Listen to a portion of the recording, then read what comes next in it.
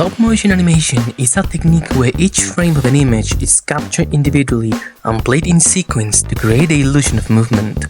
This form of animation relies on careful manipulation of physical objects or puppets, often leading to a sense of tactile reality that is distinct from other animation methods. This is my personal take on why stop-motion matters.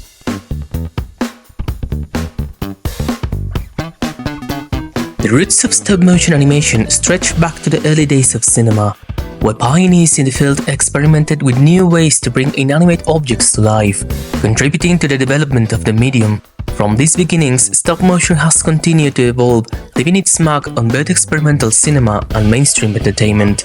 The earliest known use of stop-motion can be traced back to the work of early filmmakers like J. Stuart Blackthorne and Georges Méliès in the late 19th and early 20th centuries. But filmmakers like Willis and Ray Harryhausen were the ones who pushed boundaries of what was possible with stop-motion in the mid-20th century. O'Brien's work on King Kong marked a turning point for the technique. By combining meticulous model making with stop-motion, he created some of the most iconic scenes in film history.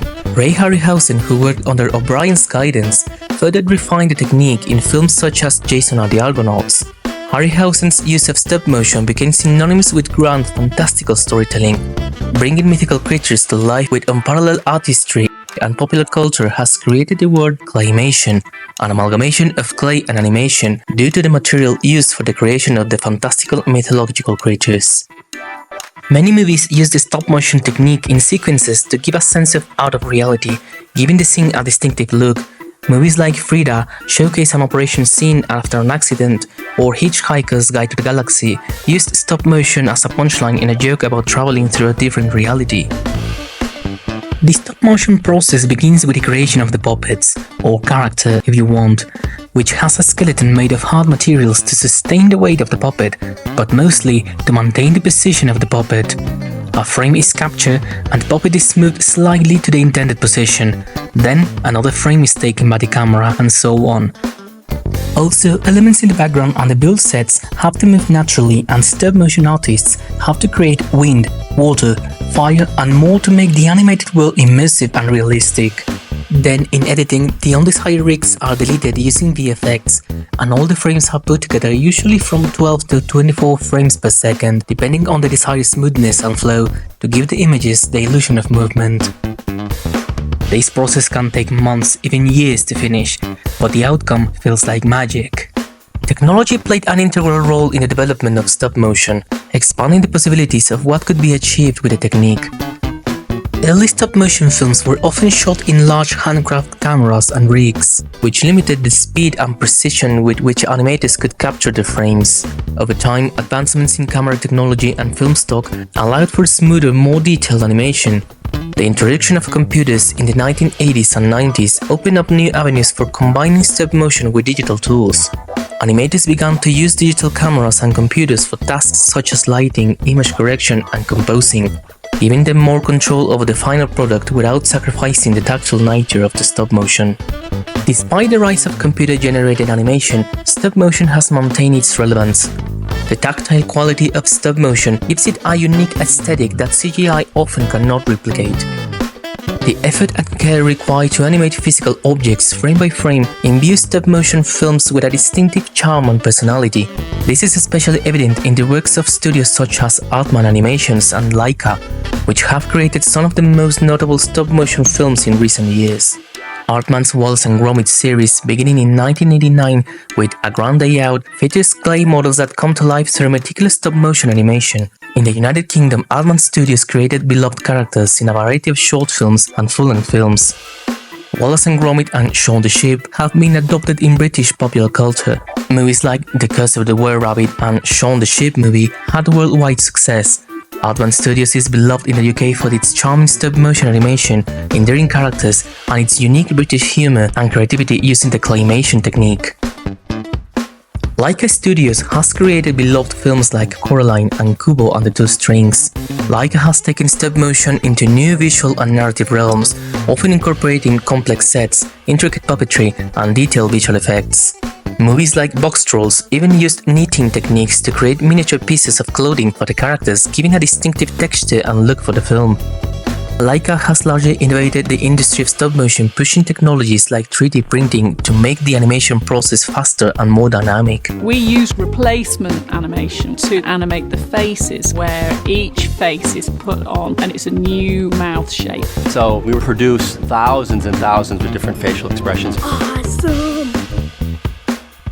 Tim Burton and Henry Selick have been pivotal figures in elevating stop-motion animation to new artistic heights, blending technical innovation with unique storytelling. Tim Burton's visionary style, characterized for German expressionism aesthetics and quirky characters, brought mainstream attention to the medium with films like The Nightmare Before Christmas, produced by Burton but directed by Selick, which became a cultural phenomenon. Henry Selick, a master director and animator, expanded the possibilities of stop-motion with his meticulous craftsmanship and imaginative storytelling, seen in works like James and the Giant Peach and Coraline. Together, their collaboration on The Nightmare Before Christmas demonstrated how stop-motion could transcend the niche roots and achieve global acclaim, inspiring generations of animators and solidifying the medium as a legitimate form of cinematic art. That's amazing! Stop-motion has also been a tool for filmmakers around the world, adapting and evolving to fit the needs of various cultures and artistic traditions. In Japan, stop-motion found a unique home in the world of anime and experimental filmmaking. Pioneers like Kihachiro Kawamoto brought stop-motion to the forefront of Japanese cinema, using it as a medium for storytelling deeply emotional and visually striking stories. Kawamoto's The Demon and The Book of the Dead exemplify the way stop-motion can convey complex themes and create hauntingly beautiful images. In other countries, such as the Czech Republic, stop-motion became associated with avant-garde and surrealistic filmmaking. Jan Svankmajer, known for films like Alice, used stop-motion to blend the boundaries between reality and fantasy, creating surreal, sometimes unsettling films that have influenced generations of animators. The technique has also seen a resurgence in global cinema as filmmakers continue to explore the potential of stop-motion to convey emotion and atmosphere. In addition to its cultural and artistic impact, stop-motion holds an enduring place in the technical development of film. The technique has influenced the design and development of new camera rigs, lighting setups, and animation softwares. While early stop-motion films were created using basic tools and a great deal of trial and error, modern filmmakers use advanced motion control rigs and digital tools to create more complex movements and interactions. Despite these advancements, the fundamental principles of stop-motion have remained the same: careful, deliberate, and labor-intensive frame-by-frame animation. This process is what gives stop-motion its unique quality. Stop-motion also has an enduring influence on contemporary filmmaking, inspiring a new generation of filmmakers who appreciate the craft and patience involved in creating animated films by hand. The popularity of stop-motion in both independent and mainstream circles reflects the ongoing appeal of practical effects. Films like The Lego Movie, while mostly computer-generated, used elements of stop-motion to give it a distinctive visual style. Directors like Wes Anderson, whose films like Fantastic Mr. Fox and Isle of the Dogs make extensive use of stop-motion, have also contributed to its ongoing relevance. Anderson's films showcase how stop-motion can be used to tell stories with meticulous detail and quirky charm, reminding audiences of the unique qualities that the technique offers. Stop-motion represents a commitment to craftsmanship and storytelling. While technology has dramatically changed the landscape of animation and filmmaking, stop-motion's ability to capture the essence of physicality and craftsmanship continues to make it an enduring technique in the world of film. From the pioneering work of the animators to the modern masterpieces, stop-motion has remained a powerful tool for filmmakers to express their creativity, tell timeless stories, and capture the imagination of audiences. And this is why I think stop-motion matters. Thank you for watching, and see you next time.